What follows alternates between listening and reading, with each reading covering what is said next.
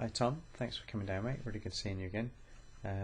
So just having a look at the putting stroke here and why the putting's been so poor.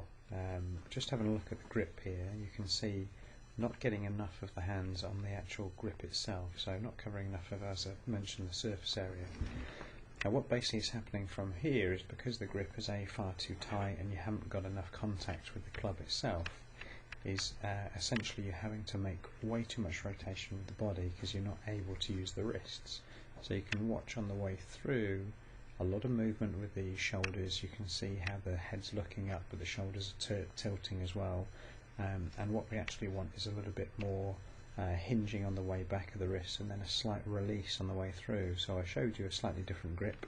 Your actual distance from the ball looks pretty good, to be honest with you.